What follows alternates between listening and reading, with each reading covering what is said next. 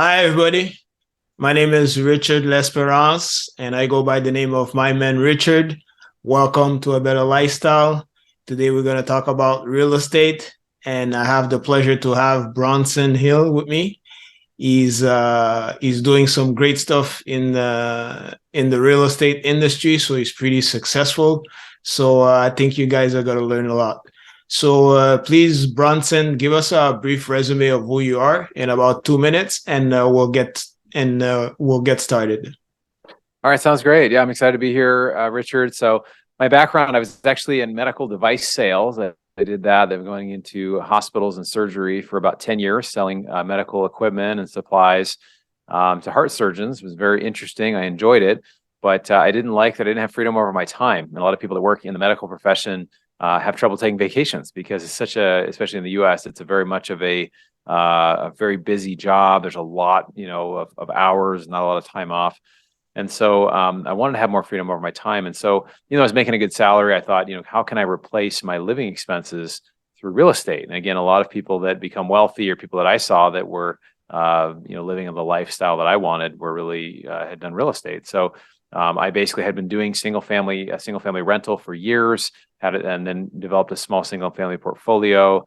Wanted to get to 30 houses, but I had a cousin who was in doing multifamily apartments. And he said to me, well, why don't you do multifamily? Why don't you buy bigger apartments? And I said, well, I'd love to, but I don't have the money. And he said, well, that's fine because you can raise the money. And so there's something called syndication, which involves raising money to buy some of these larger deals. So it's been about 4 years now. I've raised about $30 million to buy about 200 million in real estate. A lot of times it does take money to make money, but it doesn't have to be your money. And so that's been one of my processes, just learning how to raise money, how to work with passive investors, and really how to create value for others. So I was able to leave my corporate job about a year and a half ago and just go full time in real estate, which has been awesome. Okay, so you own several businesses in the real estate industry, right? So we have about 10 properties. So we've got, about 2,000 multifamily units. And so they can be treated like different businesses. I have partners that help operate, or we help, kind of run these properties together. And the goal is typically to hold the property for about 5 years, 3 to 5 years. We do a bunch of renovations, and then we increase the value of the property by increasing rents and doing those renovations. And so that's our primary business. We also do have a fund that invest in the ATM space, so automatic teller machines that people go and get cash out of.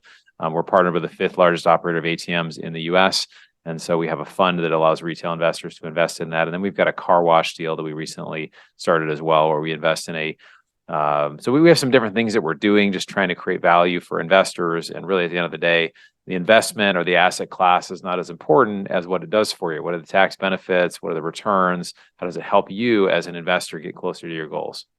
Hmm. Was it a easy road to get to where you are today in the real estate game? I wouldn't say it's easy. I mean, I think, well, yeah, I'll actually say this. There's a motivational speaker. His name was Jim Rohn, Rohn, and he said, if you define easy as it can be done and hard as you can't do it, then everything becomes much more easy, right? Because it can be done, right? So there are things that a lot of times we say I can't do it, but really the question is, well, how can I do it? So is it easy, in the sense of like, does it take no effort to do what I've done? I said, no, it takes effort. It takes consistent effort, but I think you can learn anything and you can do just about anything by meeting the right people, by getting in the right rooms and really asking questions. There's a quote that says, you're the average of the 5 people that you spend the most time with. And so if you want to change, your financial life, you want to change the way your fitness level, you just need to get around people that are really good in those areas, and they will force you to grow. And so that's been a really powerful way that's helped me to grow. So I wouldn't say it hasn't felt impossible, but it hasn't felt easy, right? It's felt like it's been consistent effort. But I think anything worthwhile really takes effort. I mean, there's nothing that I know of that's really worthwhile, really meaningful, that doesn't take quite a bit of effort. Hmm. So what are the challenges that you faced in your journey, and how did you overcome them? Well, I actually had an experience when I was, let's see, it was about 10 years ago. I thought, I know I want to try to increase my wealth. And so I discovered this options trading strategy And I started to get involved with it. I learned how to do it. And so I followed the system and I made about $20,000 in a couple months, maybe 2, 3 months.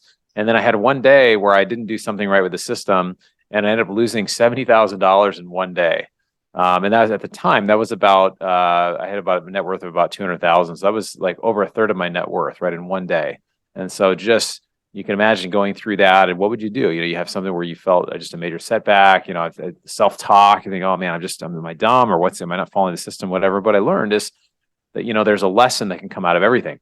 And I have a friend who I know that he came from nothing. He made $50 million and then he had it all. Then he lost it all in 2008 and then he made it all back. And he said, in my life, everything is either success or it's a seminar. Right. So either it's going to be successful or you're going to learn from it. So nothing is wasted. So what did I learn from losing $70,000 in one day? I learned that, I'm not a great options trader. Right. That's really what I learned, that I can focus on real estate, other types of investments, but something that requires a lot of technical, okay, what needs to be done in this situation or how does this work? That may not be the best seat for me. So I think anybody who's looking to grow their wealth, you got to figure out what is your edge, right? What's your competitive advantage? It could be, you work a certain job and it gives you an advantage there. You have a business, you can understand finance. So I think if you can do something that really allows you to take advantage of what you're good at, that's really powerful. And how do you get financing for all your real estate deals? I mean, it's similar to like in the US, we have, with single family, there's financing available. Multifamily has financing as well. It's changed a little bit it's changed quite a bit actually with the rise in interest rates. So it's getting harder to get good debt. Right now, it's harder to do, we're recording this January of 23. It's harder to get financing for deals. And instead of putting 20% down for some of these apartment buildings, we're going to put, 30, 35, 40% down. So it's changed a lot of the financing that's changed lately. But there are banks, there are lenders, there are groups out there that even still are looking to loan and try to find ways to help people get into apartment deals. And how do you, when you're selecting, going through finding deals, how do you evaluate the property to see if it's a good return of investment? Yeah, so there's a few things that I do. I'm actually writing a book now on passive investing, and I talk about there's 3 things when it comes to evaluating any deal. And I've heard this actually is very similar to how people evaluate things in venture capital or other sorts of investments as well. First thing is the market. So we buy in markets where we see population growth, job growth, and income growth, because we know if we buy in the right markets that are growing in population, there's more jobs that are coming there. And that's going to really lead to higher rents over time because there's going to be more demand, right? Versus so we buy a lot in Jacksonville, Florida. We're buying in Atlanta, Georgia, a place like Cleveland, Ohio. I've owned there before, but it's really a flat or declining population. So it's hard. You're not going to get the huge influx of people, which is what causes rents to really rise. So we look at the market, and that exists, whether you're looking at tech, you're looking at one big trend now is senior care or senior living, or that's a huge trend. A lot of people are getting older, both in the US, I imagine Canada as well. So buying in the right market is the first thing. The second thing is looking at the partners. Are they people that have similar values to you? What's their reputation? Is there somebody that has a lot of experience? Do they communicate honestly and transparently when things don't go well? So those are things that we look for. And then the actual deal itself, we're looking for something where we can just really see in the business plan. We can see something that looks like, okay, this group has done this before. This deal makes sense. This is something that's not like we're going for the best case scenario. We don't want best case scenario. We don't want to catastrophize. We want to have something that's kind of a reasonable idea of what could happen in this particular deal. And as we look at that, we know certain areas may go better or worse, but in general, if a deal can just kind of achieve what it's kind of set out to do, that's really a positive thing. So we can find other investors that invested with this group or in these type of deals, or we've done it ourselves, or we've operated these deals before. We know there's a high degree of success, and we've got 1,500 units in Jacksonville, Florida. We know when we buy a similar property, we know really what the issues are going to be and how effectively we're going to be able to achieve that. So I think it's just really looking at the market, looking at who are the partners, looking at the actual deal and how, does it make sense to me? Do I see how I could make money? What's the biggest risk of this deal? Every deal has risk. And so I always try to figure out what's the biggest risk of me losing money, and just, am I comfortable with that risk? Does it seem like, okay, I understand the risk here, but I don't think that's going to happen. So those are a few things I look for. So speaking of risk, how do you manage risk in the real estate industry? Like if there's a downturn in the economy. They always say that real estate runs in cycles. So how do you manage risk? So yeah, that's a great question. I mean, I think people think of the real estate market as just, oh, it's just a real estate market. People ask me, oh, how's the real estate market? But I'm like, well, what do you mean? Do you mean single family? Do you mean multifamily? Do you mean commercial? Do you mean in the city? Do you mean in the suburb? Do you mean in Los Angeles, where I live? Or do you mean in Florida? Do you mean like there's so many markets and submarkets? So one of the ways that I try to really protect capital and really invest is I use to, there's Warren Buffett has this phrase, the great investor Warren Buffett, it talks about a margin of safety. Right. A margin of safety is just that if things don't go well, are you going to be okay? And I look at a lot of investment in real estate is done through something called REITs, at least in the US, real estate investment trusts. These are publicly traded. They're very liquid.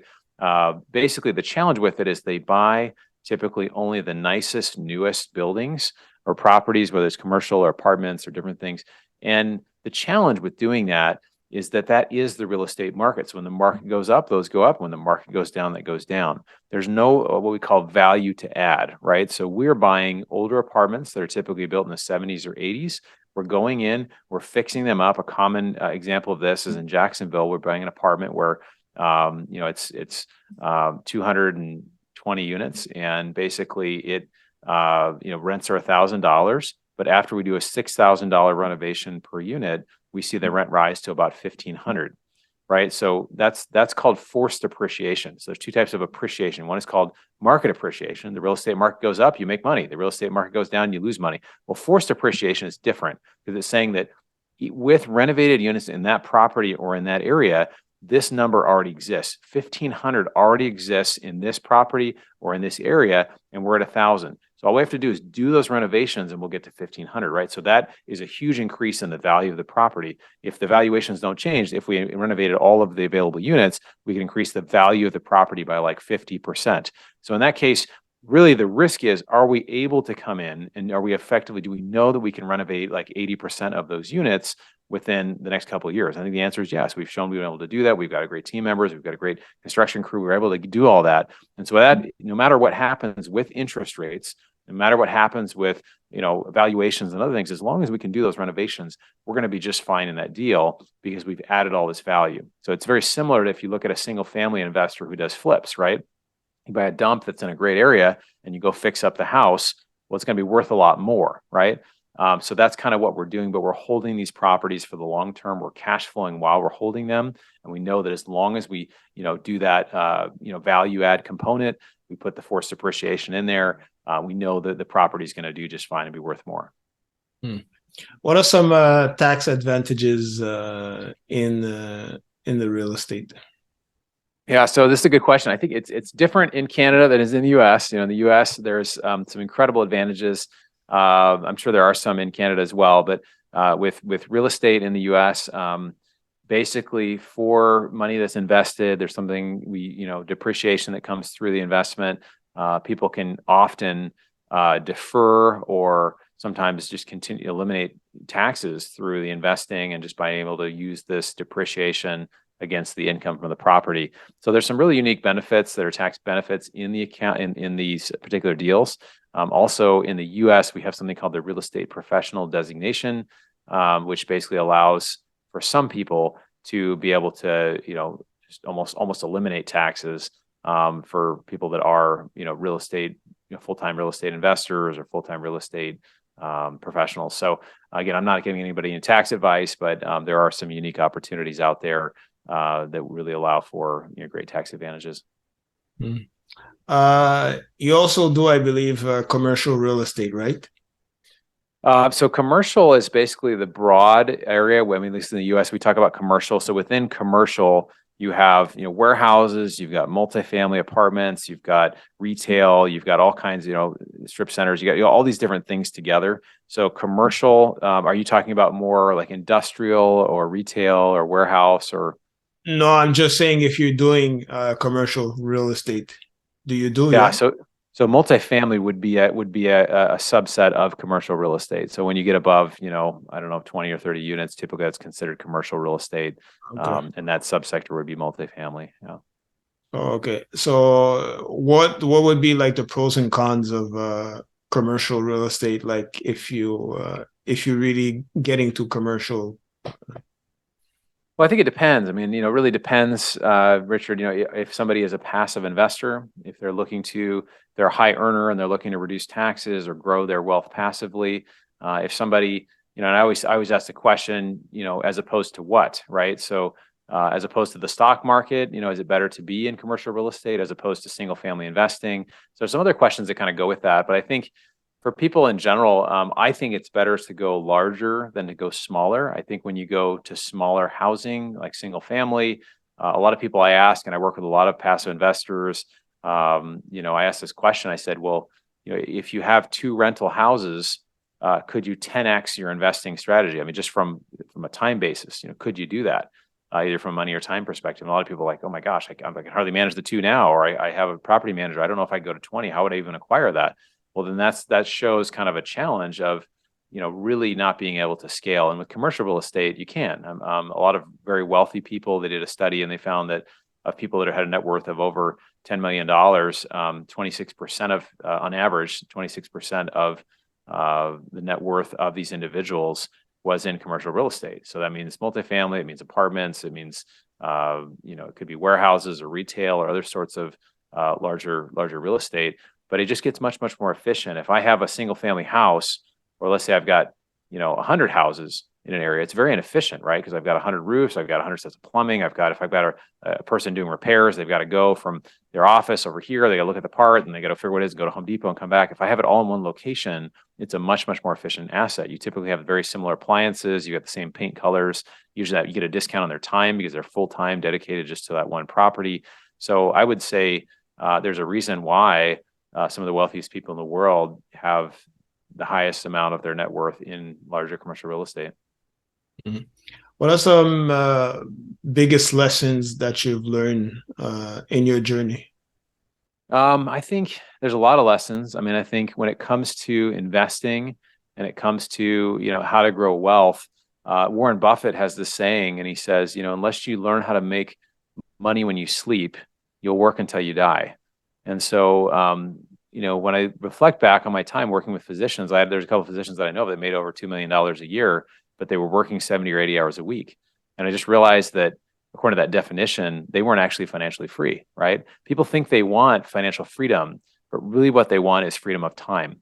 Because when you have freedom of time, you can do what you want when you want, you can go where you want. You can, like, if you have enough, passive income coming in, you can basically decide, do you want to work or how do you want to work, right?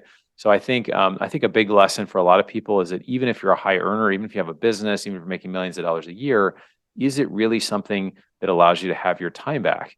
Because I don't think working 80 hours a week, making $2 million a year is actually financial freedom. I think it's actually that, you have to keep doing that or else you're not going to make that money. And what do you do with the money that you make? Can you create a revenue stream over a few years that generates, $1 million or $2 million or whatever per year, and you can live that lifestyle without having to work for it? And I think that's the making money while you sleep that we should all try to aspire to. Hmm.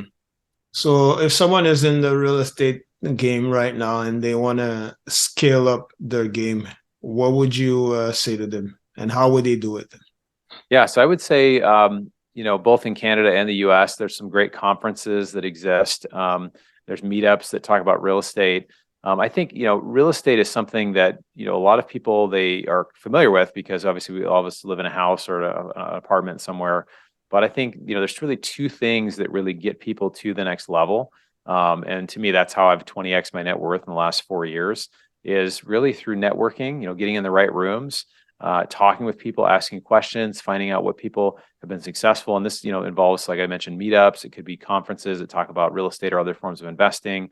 I go to a lot of conferences a year. I probably go into 15 or 20 conferences a year just because I learn so much and I get so much out of it. And then the second thing is, I meet very interesting people. So you get basically a networking component and you also get an educational component. You hear people talk about things, they talk about the economy, they talk about real estate, they talk about their experience, and you learn. You're like, oh, this person did this. They were in the same type of job I'm in. And if I just maybe did similar actions in this way, maybe I could also do the same thing, right? So there's this saying, Jim Rohn, the same guy, said, success leaves clues, right? So if I believe that success leaves clues, if I just get around successful people and I ask questions, and if I try to really find a way to bring value, I'm going to learn a lot, and I may even be able to do a similar type of thing that they've done. So it's none of this stuff is original, right? There's nothing really new that you can do that somebody hasn't really done something similar. So I think it's just getting around successful people, sometimes even paying to be in the room, part of being a part of masterminds or groups that are kind of groups that are fee-based to be a part of. But when you get in the room with really successful people,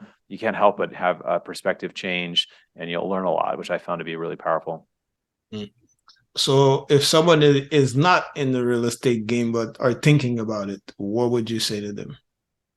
Well, I think you have to clarify what your goals are. What do you want to do? I'm in real estate. We also do other things like, we're doing ATM machine funds and car washes, or a car wash deal and other types of things. I also invest in precious metals and other things. But I think the important thing is to say, if I could live any life, what kind of life would I want to live? What sort of income would that be? What would I want to be doing? And I think what really makes that dream or that vision more powerful is to have a strong why. I mean, a lot of people that it's about yachts and Mai Tais and just trying to get to the Rolls Royce lifestyle, which that's not really my big thing. My big why is today in 2023, there are 20 to 40 million human slaves in the world. A lot of people don't know that exists.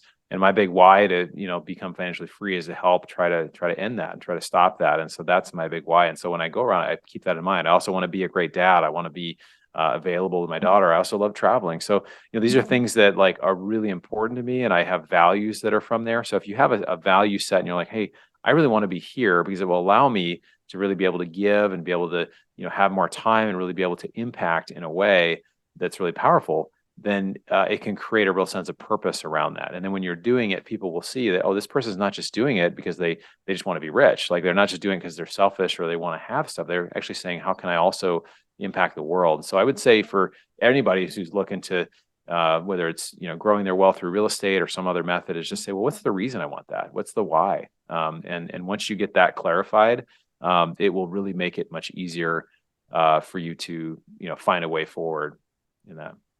Mm. And what are the mistakes you see people do when they're in the real estate industry? They're trying to get wealthy. I think there's a lot of, that's a pretty general question. I think there's a lot of mistakes people make. I think I'll just talk for passive investors. If somebody is looking to get started, a lot of times, investing in real estate can feel very foreign because, if you've never done it, everything is foreign. It's like, oh, I don't know, that just sounds kind of scary. I've never done that. Or I've never invested with this other group, or I've never been passive to where I'm not the one actually managing it. But once somebody invests in a deal, and a lot of times I always tell people that are high net worth, like, if you've got a lot of money and you're trying to figure out how do I invest or get started, just make a decision. I'm going to look at 5 or 10 deals or find different operators and get on their deal list. And then I'm going to invest in one over the next 2 months. And then you just get started. So a lot of times people really get stuck in analysis paralysis. They'll get stuck, oh, I don't know about this. And they just get kind of busy, and then they don't know, and then they don't get started, right? So, there's a saying, when the student is ready, the teacher appears. And I also think, it's actually making a decision that, hey, I'm going to continue to pursue this. I'm going to find good partners and other sponsors that are involved with this, or other sorts of, develop a network of people in this, and then it will help get you in motion. But I went to real estate meetups for probably 6 or 7 years before I did anything. And I look back and I'm like, why did I do that? I think I just wasn't really ready to take action, but I wish I'd taken action sooner. But, I kind of got the message when I was ready. And so I think for anybody who's saying, hey, I really do want to change my financial life, I really do want to retire from my job, I do really want to try to figure out this making money while I sleep thing. Don't get stuck just in analysis paralysis. Actually take some action. When people actually invest something, usually the deal goes just fine. And then, you'll learn a lot. There'll be a lot of learning that happens along the way. Hmm. What are some stuff that you're working right now at the moment? Like I mentioned, I'm writing a book right now. So I'm writing a book on passive investing. We've got our deals going. We've got our ATM machine fund, our car wash fund. We've got our multifamily that we're continuing to work with. And then I'm just always looking to continue to grow. I'm creating a course on passive investing. How do people, learn more about passive investing? How do they grow? How do they get started? What are some things they should know? And I think, the best investment that we really make is in our own education. So we put out 10 videos a month on YouTube. We're doing a podcast like this as well.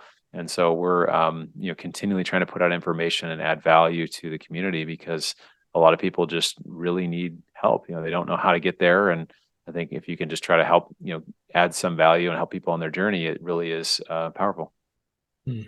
Where can people find you on social media or the internet? Yeah, so the best way is at Bronson Equity on my website. I have this book. This is called How to Use Inflation to Your Advantage. Everybody's talking about inflation. And if you just have money in the bank, you're losing money. And so there are actually some ways through real estate or through other forms of investing that you can actually take advantage of it. So that's on my website, a free download, 50 color pages. It's at bronsonequity.com. And I also am on all the social medias. We also have people want to join our deal club and get on our list when we have awesome deals. They can go to bronsonequity.com and learn more about that too. Last words in regards to everything we talked about?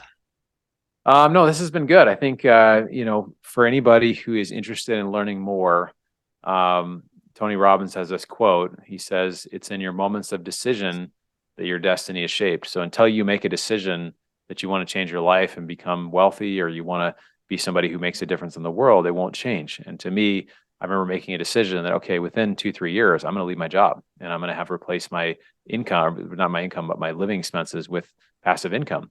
And so I think for anyone who's interested in doing that, it just starts with a decision and then you figure out the how later. So make the decision and then, your subconscious will just be like antennas up and you'll figure out, okay, how do I do this? And you just keep finding it until you find, okay, this is the right mentor. This is the right opportunity. And then just try to focus in as much as you can and go for it. All right. Thanks a lot, Bronson, for being here on the podcast. It was some great insights. I hope everybody learned a lot. I know I did. So I always like to learn more. Thanks for all the information and the education. Thanks a lot, everybody, for listening and watching this podcast. Welcome to A Better Lifestyle. My name is Richard L'Esperance, and I was with Bronson Hill, and we were talking about real estate. And we'll see you on the next episode, everybody. And bye.